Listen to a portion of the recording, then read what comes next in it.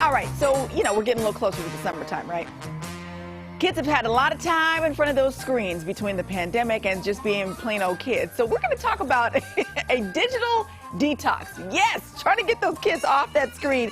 We are joined this morning by Molly DeFrank. She's the author of Digital Detox, and she's got some fantastic ideas to get the kiddos away from the screens.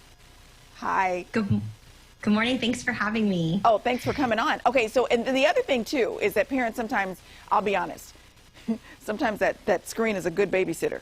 But you say we can release it and let it go. Absolutely. If you're a parent today, screen time is a struggle. 85% of parents are concerned with the amount of time their kids are spending on a screen. And it's no wonder, because screen time actually doubled for kids over the course of the pandemic. Right. 12-year-old kids are spending 8 hours a day on recreational screen use. That doesn't even count school. So the effects are beginning to show. We've got attention problems. Teachers are telling us this is an issue. Psychiatrists, neurologists, but parents are the experts when it comes to their kids. And parents don't need another expert to tell them it's an issue. They see it every day in the living room, in the car. What they want to know is, how do we fix this?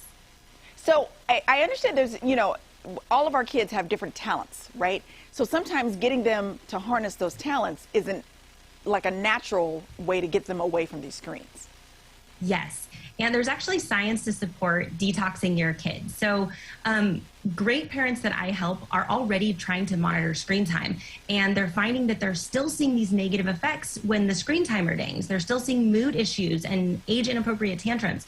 So when you take it all away off the table completely for 2 weeks, what you're actually doing is you're resetting your kids' dopamine levels in their brains. Because their devices are purposefully engineered to amp up those dopamine levels, and such high amounts are being released that real life fun really can't compete with the amount of dopamine they're getting from their devices. So when you take it all away for 2 weeks, you're actually giving them a chance to reawaken a love of real life fun. I did this with my own kids. I have 6, and I've helped lots of parents do this over the last 3 years, and summer is a perfect time to do this. So I wrote this book, Digital Detox, the 2-week reset for kids. It's the guide I wish we had when we started. Right. It's very practical, and I love helping parents through this, because every single parent I've helped with the techniques I put in the book have been blown away by the results. It's amazing. I love how you said, to reset them. It's kind of like the turn it off and turn it back on. It automatically resets things.